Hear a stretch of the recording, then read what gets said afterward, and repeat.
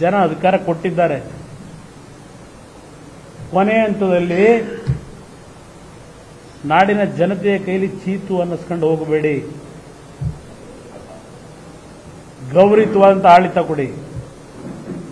ಆ ಹಿಂದುಳಿದ ವರ್ಗದ ಬಗ್ಗೆ ಇವತ್ತೇನು ರಕ್ಷಣೆ ಪಡೆಯಲಿಕ್ಕೆ ಹೆಸರೇಳಿದ್ದೀರಿ, ಆ ಹಿಂದುಳಿದ ವರ್ಗಗಳ ಹೆಸರಿಗೆ ಕಳಂಕ ತರ್ತಕ್ಕಂಥ ರೀತಿಯಲ್ಲಿ ನಿಮ್ಮ ಆಡಳಿತವನ್ನ ಇವತ್ತೇನು ನಡೆಸ್ತಾ ಇದ್ದೀರಿ. ನಿಜಕ್ಕೂ ಆ ಹಿಂದುಳಿದ ವರ್ಗಗಳಿಗೆ ಗೌರವ ಕೊಡಬೇಕು ಅಂತ ಇದ್ರೆ ಈ 1.25 ವರ್ಷದಲ್ಲಿ ಏನೇನು ಮಾಡ್ಕೊಂಡಿದ್ದೀರಿ ಅದು ಒಂದು ಕಡೆ ಇಟ್ಟು ಮುಂದಕ್ಕಾದರೂ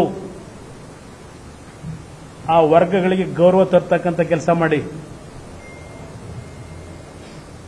ಏನ್ ಸಾಧನೆ ಮಾಡಿದ್ದೀರಿ? ನಿಮ್ಮ ಮಾಡ್ಕೊಂಡಿದ್ದೀರಲ್ಲ, ಆಡಳಿತಕ್ಕೆ ಒಬ್ಬ ಅಧ್ಯಕ್ಷ, ಸುಧಾರಣೆ ತರಕ್ಕೆ ಮುಖ್ಯಮಂತ್ರಿಗಳಿಗೆ ಗ್ಯಾರಂಟಿಗಳಿಗೆ ಅಧ್ಯಕ್ಷ, ಆರ್ಥಿಕ ಒಂದು ಹೊಣೆಗಾರಿಕೆಯನ್ನು ನಡೆಸ್ತಕ್ಕಂಥದ್ದಕ್ಕೆ ಸಲಹೆ ಕೊಡ್ತಕ್ಕಂಥದ್ದಕ್ಕೆ ಒಬ್ಬರನ್ನ ಇಟ್ಕೊಂಡಿದ್ದೀರಿ. ಏನ್ ಹೇಳಿಕೆ ಕೊಟ್ಟಿದ್ದಾರೆ ನಿಮ್ಮ ಆರ್ಥಿಕ ಸಲಹೆಗಾರರು, ಹೊಣೆಗಾರಿಕೆ ಸಲಹೆಗಾರರು? ನಿನ್ನೆ ಕೊಟ್ಟಿರೋ ಹೇಳಿಕೆ ಏನು? ಮೊನ್ನೆ ಅಭಿವೃದ್ಧಿಗೆ ಹಣ ಇಲ್ಲ. ನಾನು ಆರ್ಥಿಕ ಇಲಾಖೆಯ ಸಲಹೆಗಾರನಾಗಿ ಕೆಲಸ ಮಾಡ್ತಿರೋದ್ರಿಂದ ನನ್ನ ಒಂದು ಕ್ಷೇತ್ರಕ್ಕೆ ಹಣ ತರಲಿಕ್ಕೆ ಸಾಧ್ಯ ಆಗಿದೆ. ಇನ್ನುಳಿದ 223 ಜನ ಶಾಸಕರು ಏನ್ ಮಾಡಬೇಕು?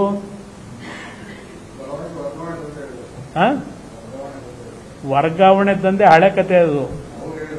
ಏನು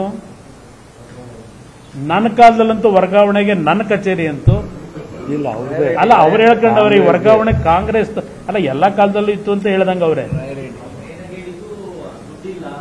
ದುಡ್ಡಿಲ್ಲ ಅನ್ನೋದು ಹೇಳಿದ್ದಾರೆ ಸರ್ಕಾರದಲ್ಲಿ.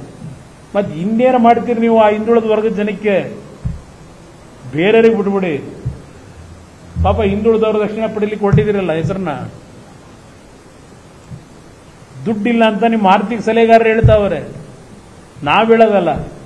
ನಾವ್ ಹೇಳಿದ್ರೆ ಬಿಜೆಪಿಯವರು ಹೊಟ್ಟೆವರಿಗೆ ಹೇಳ್ತಾರೆ, ಜನತಾ ಹೇಳಿದ್ರು ಹೊಟ್ಟೆವರಿಗೆ ಹೇಳ್ತಾರೆ, ಹೇಳ್ಬೋದು. ನೀವು ಪಕ್ಕದಲ್ಲಿ ಇಟ್ಕೊಂಡಿದ್ದೀರಲ್ಲ ನಿಮ್ಮ ಸಲಹೆ ತಗೊಳಕ್ಕೆ, ಅವ್ರ ಬಾಯಲ್ಲೇ ಇದು ಬರ್ತಾ ಇದೆಯಲ್ಲ, ಇದಕ್ಕೇನು ಹೇಳ್ತೀರಿ ಉತ್ತರ? 94 ಕೋಟಿ ಹಣ ಇನ್ಯಾವ್ಯಾವ ಇಲಾಖೆ ಕೊಟ್ಟಿರ್ತಕ್ಕಂಥ ನಿಮ್ಮ ನಿಗಮಗಳು, 94 ನಿಗಮಗಳು ಈಗ ಅಧ್ಯಕ್ಷರುಗಳು ರಾಜ್ಯದಲ್ಲಿ ಪಾಪ ಏನ್ ಗ್ಯಾರಂಟಿ ಕಾರ್ಯಕ್ರಮಗಳ ಮುಖಾಂತರ ಅದಕ್ಕೂ ಅಧ್ಯಕ್ಷ ರಾಜ್ಯದ ಜನತೆಯ ಜೋಬನಲ್ಲಿ ಬಹಳ ಭರ್ತಿಯಾಗಿ ಹಣ ತುಂಬಿಸಿ ರಾಜ್ಯದ ಖಜಾನೆಗೆ ಜನ ಖರ್ಚು ಮಾಡತಕ್ಕಂಥ ಶಕ್ತಿ ಕೊಟ್ಟು ಅದರ ಮೇಲೆ 94 ಜನ ಶಾಸಕರುಗಳು, ಬೋರ್ಡ್ ಕಾರ್ಪೊರೇಷನ್ ಚೇರ್ಮನ್ಗಳು ಇದರೊಳಗೆ ಆ ಮಂಡಳಿ ಒಳಗೆ ದುಡ್ಡು ಕೊಡಕ್ಕೆ ದುಡ್ಡಾಯ್ತೋ ಇಲ್ವೋ ಇರ್ತಕ್ಕಂಥ ಇಲಾಖೆ ಯಾವ ಒಂದು ಬೋರ್ಡ್ ಕಾರ್ಪೊರೇಷನ್ ದುಡ್ಡಿದೆ, ಆ ದುಡ್ಡು ಹೆಂಗ್ ತಗೊಂಡು ಹೋಗ್ಬೇಕು ಎಲ್ಲೆಲ್ಲಿಗೆ ಅಕೌಂಟ್ಗೆ ಅಂತ ಹೇಳಿ ಅದು ನೀವೀಗಾಗಲೇ ಎಲ್ಲರಿಗೂ ಟ್ರೈನಿಂಗ್ ಕೊಡ್ತಾ ಇದ್ದೀರಿ. ನೀವು ನಿಜಕ್ಕೂ ಈ ರಾಜ್ಯದಲ್ಲಿ 5 ವರ್ಷ ಹಿಂದೆ ಮುಖ್ಯಮಂತ್ರಿಯಾಗಿ ನಿಮ್ಮ ಆಡಳಿತ ಪಾರದರ್ಶಕ ಆಡಳಿತ ನಂದು ಅಂತೀರಿ. ನಿಮ್ಮ ಆಡಳಿತ ಪಾರದರ್ಶಕ ಆಡಳಿತ ಆಗಿದ್ರೆ 94 ಕೋಟಿ ನಿಮ್ಮ ಸರ್ಕಾರದಲ್ಲಿ ಇವತ್ತೇನು ಸ್ವೇಚ್ಛಾಚಾರವಾಗಿ ಲೂಟಿ ಮಾಡಿದ್ದಾರೆ, ಕಠಿಣವಾದಂಥ ರೀತಿಯ ಕ್ರಮ ನಿಮ್ಮಿಂದ ಆಗಿದೆಯಾ ಸಿದ್ದರಾಮಯ್ಯನವರೇ?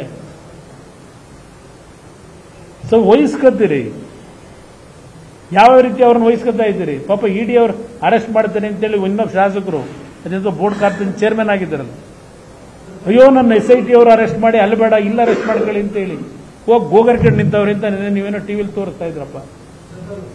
ದದ್ದಲ್ಲು SITಗೆ ಹೋಗಿ ನಾನು ಸರೆಂಡರ್ ಆಗ್ಬಿಡ್ತೀನಿ, ಇಡಿಲಿ ಬೇಡ ಅರೆಸ್ಟ್ ಮಾಡೋದು, ಇಲ್ಲಿ ನಾನು ಕರ್ಕೊಂಡೋಗಿ ಜೈಲಿಗೆ ಕೂರಿಸ್ಕೊಳ್ಳಿ ಅಂತ ಹೇಳಿ ನೆನ್ನೆ ಎಲ್ಲ ಕೂತಿದ್ರು 8 ಗಂಟೆ ಅಂತ ನೀವು ಹೇಳಿದ್ರಿ. ಕನ್ನಡಿಗರ ಮೆಚ್ಚಿನ ನಿಮ್ಮ ನ್ಯೂಸ್ 18 ಕನ್ನಡ ಈಗ ವಾಟ್ಸ್ಆಪ್ನಲ್ಲಿಯೂ ಲಭ್ಯ. ಕರ್ನಾಟಕ ಮತ್ತು ದೇಶ ವಿದೇಶದ 360 ಡಿಗ್ರಿ ಸುದ್ದಿ ವಿವರವನ್ನ ನೀವು ನಿಮ್ಮ ಕೈ ಬೆರಳುಗಳಲ್ಲಿಯೇ ಪಡೆಯೋದಿಕ್ಕೆ ಈ QR ಕೋಡ್ ಅನ್ನ ಸ್ಕ್ಯಾನ್ ಮಾಡಿ. ನಮ್ಮ ಚಾನೆಲ್ ಅನ್ನ ಫಾಲೋ ಮಾಡಿ, ನೋಟಿಫಿಕೇಶನ್ ಆನ್ ಮಾಡಿ.